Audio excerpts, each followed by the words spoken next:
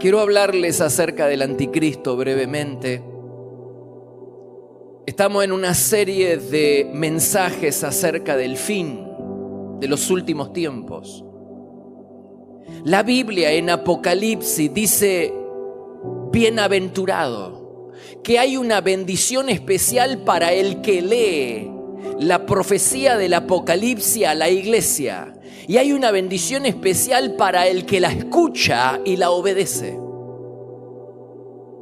Hay una bendición especial para el que lee Apocalipsis a la iglesia y para aquel que la escucha y la obedece. Pero paradójicamente es el libro menos leído, menos escuchado y menos predicado. Hemos venido hablando acerca de los tiempos del fin y del Apocalipsis desde hace ya un par de meses. Y hoy nos llega el turno de hablar acerca del anticristo. La Biblia dice en 1 de Juan capítulo 2 verso 18: antes del fin vendrá el enemigo de Cristo, el anticristo. Con el arrebatamiento de la iglesia, comenzará en la tierra una época de terror, de angustia, de sufrimiento, como nunca se ha visto. Este periodo, la Biblia lo llama tribulación y dura 7 años. La Biblia también dice que se va a iniciar con relativa moderación. Por eso Jesús dijo que va a ser principio de dolores. Pero a medida que vayan pasando los días, irá creciendo en intensidad esta tribulación, estos sufrimientos. Van a ir creciendo en intensidad hasta convertirse en lo que Jesús llamó la gran tribulación. Los últimos 3 años y medio de estos 7 son llamados por Jesús la gran tribulación. Un personaje siniestro llamado Anticristo dominará el escenario mundial. ¿Quién es el Anticristo? El prefijo anti significa en lugar de. El que se hace pasar por Cristo, el que aparece en el lugar del Mesías. Pero también significa el oponente, el enemigo de Cristo.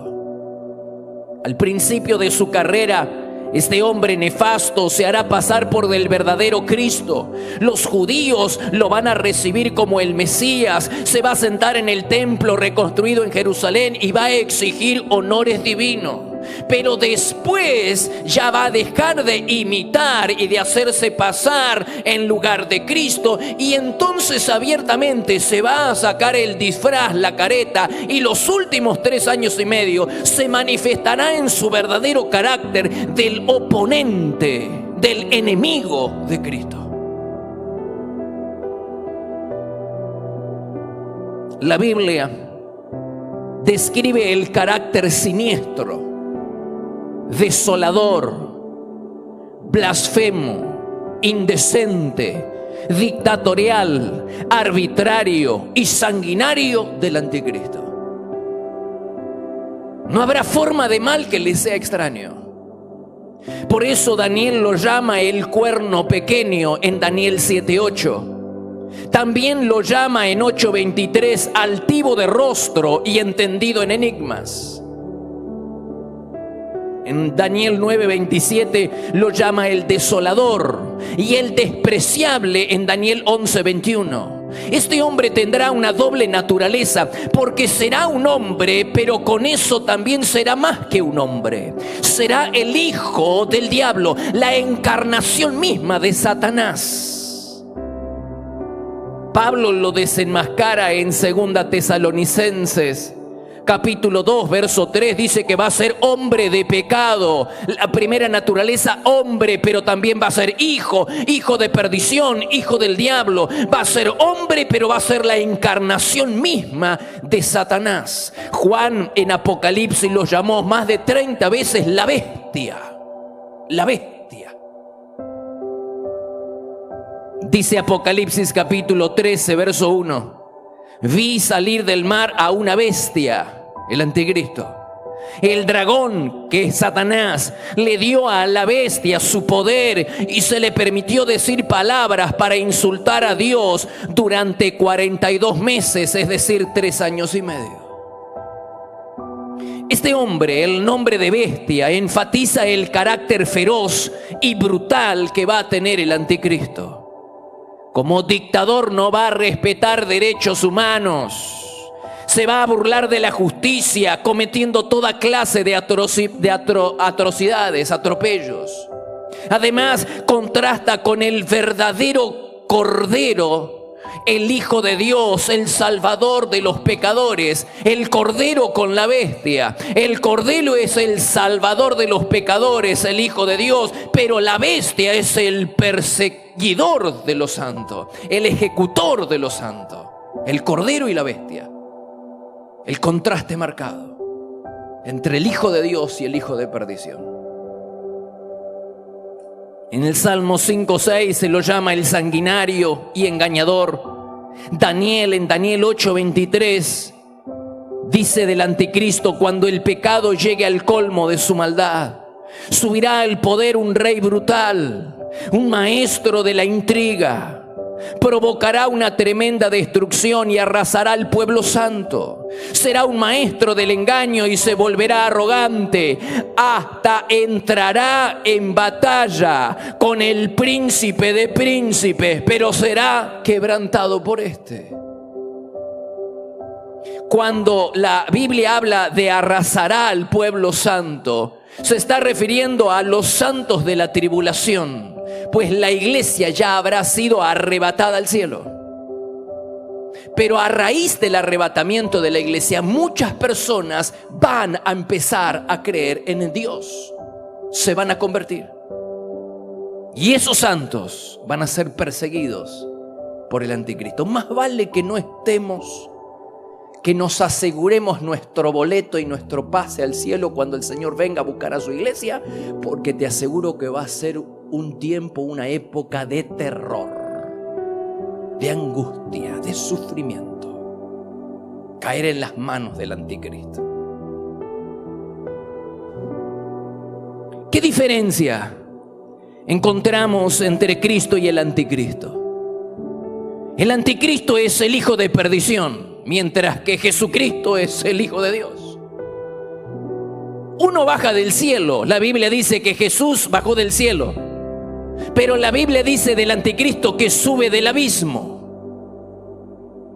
Uno dice que vino en el nombre del Padre y que se humilló a sí mismo. Filipenses 2:7 dice que Jesús se despojó a sí mismo, tomando forma de siervo, y se humilló a sí mismo, haciéndose obediente hasta la muerte y muerte de cruz. Pero del anticristo se dice todo lo contrario. Jesús viene no en su propio nombre, en el nombre del Padre, y se humilla. Pero del anticristo, Daniel 11:36 dice: hará lo que le venga en ganas. Se exaltará a sí mismo y afirmará ser más grande que todos los dioses. De modo que mientras Cristo se humilla, el anticristo se exalta a sí mismo. ¿Y recuerdas qué dijo Jesús de aquellas personas que se exaltaban a sí mismo? Que el que se exalta a sí mismo será humillado, y el que se humilla a sí mismo será exaltado. Esta verdad universal, si bien se aplica a todos, cobra una fuerza arrolladora cuando se la aplica a Cristo y al anticristo, porque la Biblia dice que Cristo se humilló y Dios lo exaltó. ¿Hasta dónde? Hasta lo sumo. Dice Filipenses 2:9: Dios lo exaltó hasta lo sumo y le dio un nombre que es sobre todo nombre, para que en el nombre de Jesús se doble toda rodilla de los que están en los cielos y en la tierra y debajo de la tierra, y toda lengua confiese que Jesucristo es el Señor. En cambio, la arrogancia, la soberbia, el engreimiento del anticristo lo van a condenar al mismísimo infierno. Dice Apocalipsis capítulo 19, verso 20: la bestia y el falso profeta, que simula ser el Espíritu Santo. La bestia simula ser el Mesías. El dragón simula ser el Padre. La bestia, el anticristo, simula ser el Mesías, el Cristo verdadero. Y el falso profeta simula ser el Espíritu Santo. Y dice la Biblia, la bestia y el falso profeta fueron arrojados vivos al lago de fuego donde arde el azufre. El anticristo va a ser un verdadero aguijón para la humanidad. Dice 2 de Tesalonicenses capítulo 2 verso 9, será instrumento de Satanás. Agárrate. Y vendrá tan lleno de poder satánico que podrá engañar con extrañas demostraciones y falsos milagros. Durante este periodo de tribulación, el anticristo se acercará a los judíos para ofrecerle paz y protección, y los judíos van a comprar. El pueblo de Israel va a hacer un pacto, y las naciones en el mundo va a hacer un pacto, y le va a dar la bienvenida a este hombre que viene prometiendo paz y protección. En medio de un mundo en caos, el mundo va a comprar y va a creer que está frente al libertador, que está frente al Mesías. Pero a la mitad de la semana, dice la Biblia, a la mitad de los 7 años, se va a operar una fractura. Va a romper ese pacto. Dice Daniel capítulo 9, verso 27, durante una semana, 7 años. Ese rey malvado hará un pacto, pero a la mitad de la semana va a prohibir que se hagan ofrendas, y en el altar de los sacrificios se ofenderá gravemente a Dios. En la mitad del periodo de la tribulación, el anticristo romperá el acuerdo que tenía con los judíos y se presentará una ofrenda, como dijo Jesús, una ofrenda asquerosa en el templo. Ahora no está el templo, pero va a ser reconstruido en Jerusalén, y dice que se va a presentar una ofrenda asquerosa en el templo. ¿A qué ofrenda se refiere? Aparentemente va a ser la estatua del mismo anticristo, para que todo el mundo la venere y la adore. Y el que no quiere adorarla va a tener que pagar con la muerte. ¿Dónde está eso? En Apocalipsis capítulo 13, verso 14. Dice, les ordenó el falso profeta, les ordenó a la gente, al mundo, que hicieran una gran estatua de la primera bestia, del anticristo. Luego se le permitió dar vida a esa estatua para que pudiera hablar. Y todo el mundo va a quedar maravillado. ¿Cómo puede ser que una estatua empiece a hablar? Va a haber señales milagrosas. Todo el mundo va a creer que está frente al Mesías, al verdadero libertador. Pero es un engaño. Entonces la estatua de la bestia ordenó que todo el que se negara a adorarla debía morir. Y va a haber un remanente fiel judío y también un remanente fiel gentil que se habrá convertido al Señor durante la gran tribulación. Dice que va a tener que sufrir los embates del anticristo. Agárrate lo que va a hacer eso. Porque el diablo y el anticristo tienen libertad de Dios. Será un instrumento en las manos de Dios para castigar al mundo impío. Hasta que Dios le pone un límite y dice, hasta acá se termina. 7 años.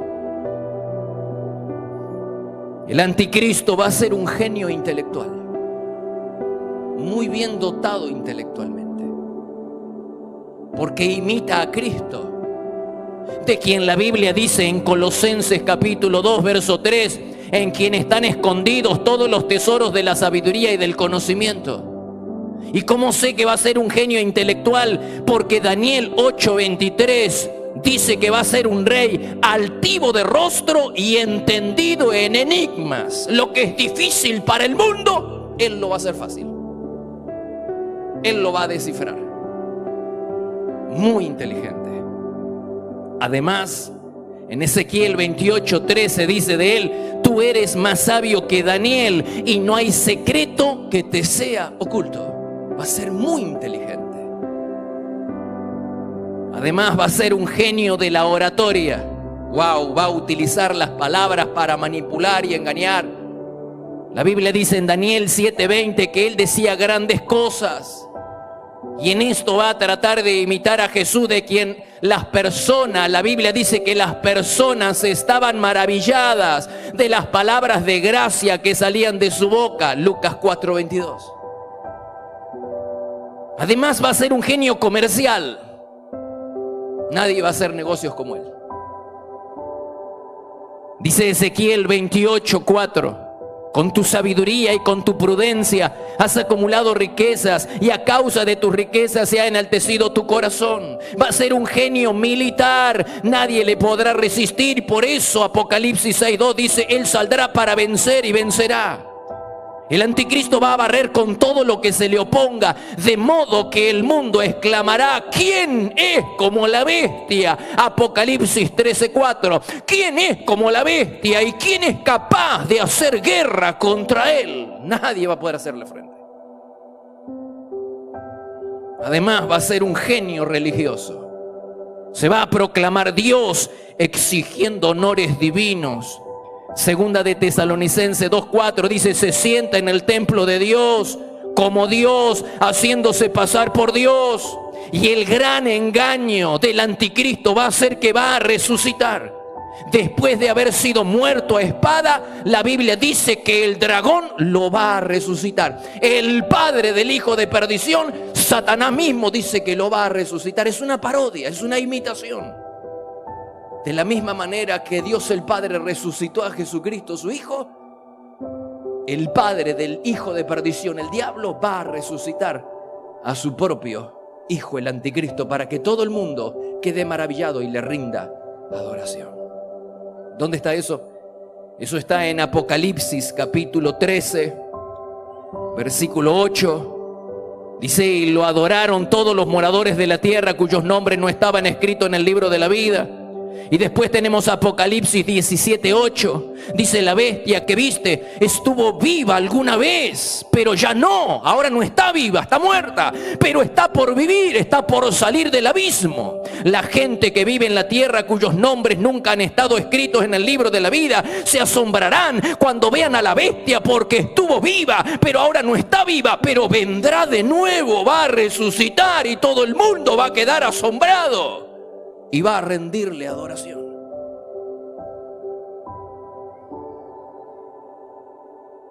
Hasta que el Señor le diga: hasta acá. Va a tener el tiempo de Dios para operar, porque va a ser un instrumento también en las manos de Dios para castigar al mundo impío. Pero va a tener un tiempo. ¿Y cuál es el final del anticristo? Esto es lo bueno. Cuando usted lee Apocalipsis se llena de esperanza. Aunque hay cosas que usted no entienda, y por eso la estamos dando a entender. Hay cosas que uno no, hay símbolos, y hay bestias, y hay esto, y hay aquello, hay monstruos. Pero no importa, porque el final es muy claro. El final es que los que están del lado de Cristo van a vencer. Que el mal va a perder, que el malo va a perder, y que Cristo y la iglesia van a vencer. El que está del lado del Señor va a vencer. Hay esperanza. ¿Cómo termina este hombre de pecado? Dice Apocalipsis 19:20: y la bestia fue capturada. Tanto la bestia como el falso profeta fueron lanzados vivos al lago de fuego que arde con azufre. Y Pablo en 2 Tesalonicenses 2:8 dice: el Señor Jesús lo matará. No te olvides que resucitó. Primero recibió una herida de espada, murió, volvió a resucitar, y entonces ahí viene el Señor. Ahí viene 2 de Tesalonicenses 2:8. El Señor Jesús lo matará con el soplo de su boca y lo destruirá con el esplendor de su venida. Dale gracias, dale gloria al Señor, dale gloria. Este es el final del enemigo de la iglesia del Señor. Este es el final. Me asombra, hermano, me llena a mí, porque acá por un lado tenemos al Cristo de Dios oponiéndose al Cristo con minúscula del diablo. Pero ni bien comienza el combate, termina. Eso es lo bueno, porque cuando aparece el Señor, con el soplo de su boca, con su sola presencia, dice que lo destruye. ¡Wow! El anticristo, el hijo de perdición, va a compartir el mismo destino eterno que va a tener su padre, el diablo. Dice Apocalipsis 20:10: después el diablo fue lanzado al lago de fuego que arde con azufre, donde ya estaba la bestia y el falso profeta. Allí serán atormentados día y noche por siempre, jamás. Hermanos, las Escrituras han registrado solemnemente el fin de muchas personas, muchos personajes malvados en la Biblia. A muchos el Señor los castigó bajo las aguas. ¿Te acuerdas de Faraón y de su ejército? Murieron ahogados bajo las aguas. De otros la Biblia dice que fueron devorados por la llama. Nadab y Abiú. De otros dice que se hundieron en la tierra. La tierra se abrió y se los tragó. A los rebeldes, a Coré, Datán y Abirán. Algunos dicen que se contagiaron de enfermedades asquerosas como Jorán. Otros dicen que fueron colgados como Amán. Otros fueron devorados por los perros como Jezabel. Otros fueron consumidos por gusanos como Herodes. Pero de ninguna criatura de la tierra se dice lo que se dice del anticristo, que la sola presencia, él recibió la terrible distinción de ser consumido por la brillante aparición personal del Señor Jesucristo. La sola presencia del Señor va a terminar con la guerra. El Cristo de Dios va a terminar con el Cristo de Satanás.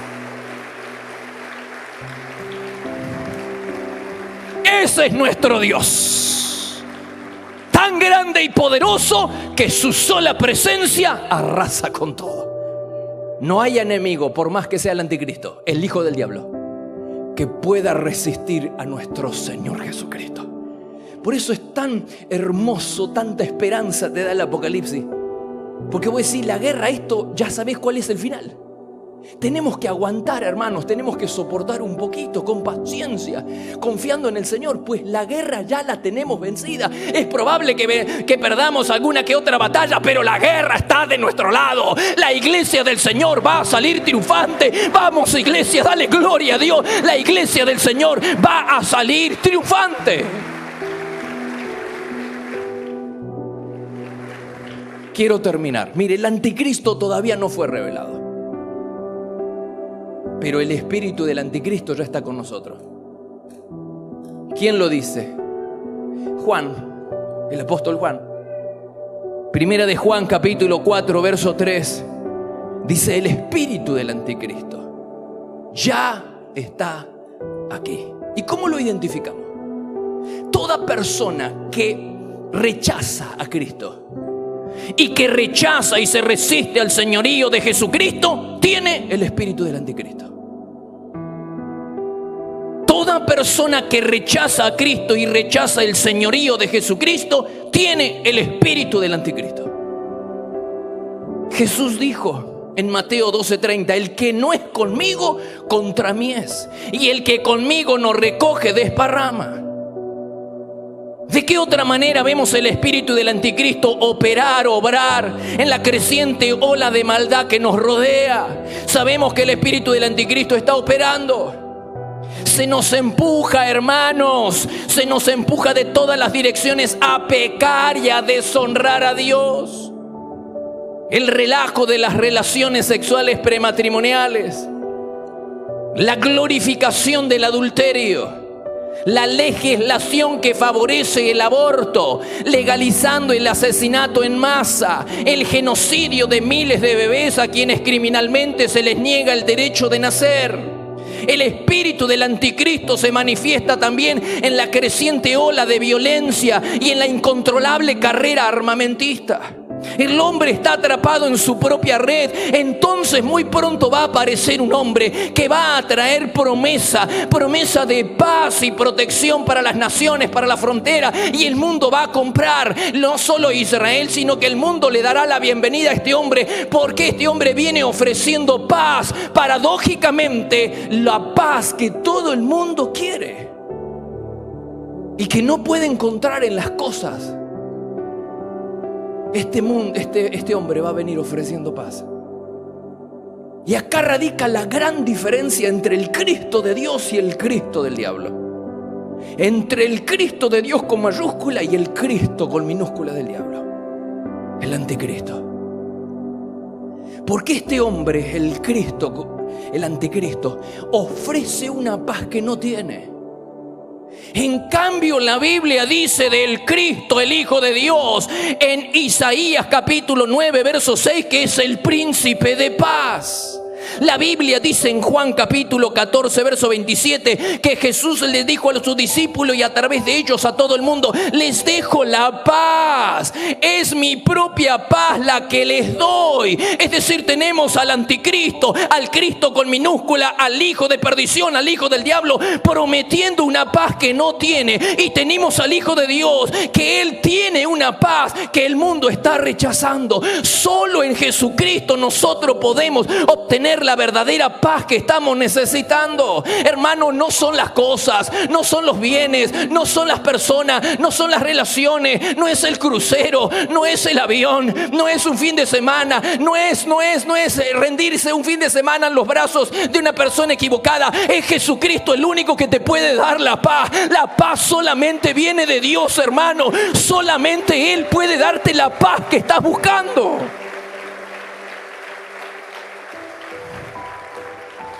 La paz. Gente que pagaría por tener paz. Gente que lo perdió todo, gente que va en vía a perderlo todo, gente que lo tiene todo pero que no tiene paz, gente que tiene dinero pero que no tiene paz, gente que tiene pero no tiene paz. Hermanos, la paz no se puede comprar, la paz la encuentras solamente en Dios, el Hijo de Dios, el Príncipe de paz. Él es el único que puede darte la paz que tanto estás necesitando.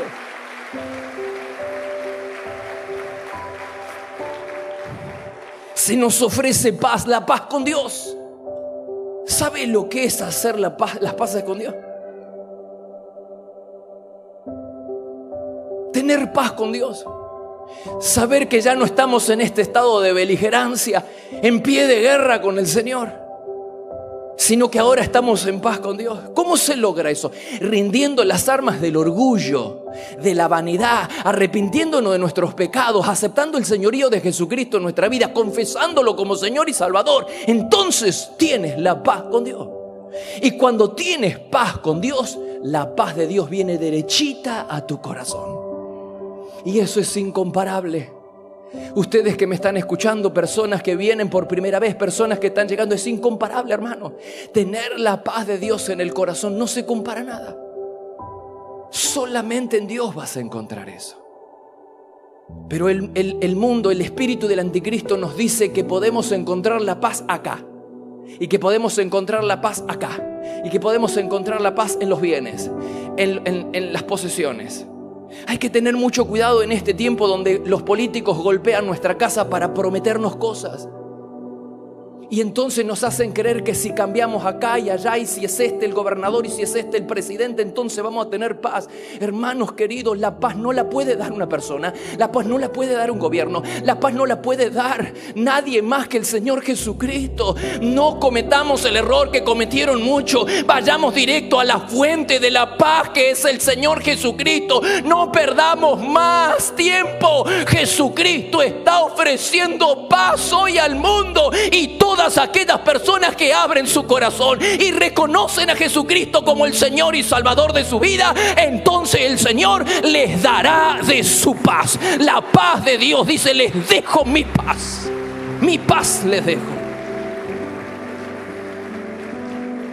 Ponte de pie, por favor, ponte de pie. ¿Cuántos quieren esa paz en esta noche? ¿Cuántos realmente quieren encontrar la paz con Dios y encontrar la paz de Dios? Ya lo probaste todo. Probaste todos los caminos. Anduviste en todos los caminos y lo probaste todo. Te falta con Dios, probar con Dios. Y si estás acá es porque Dios te trajo.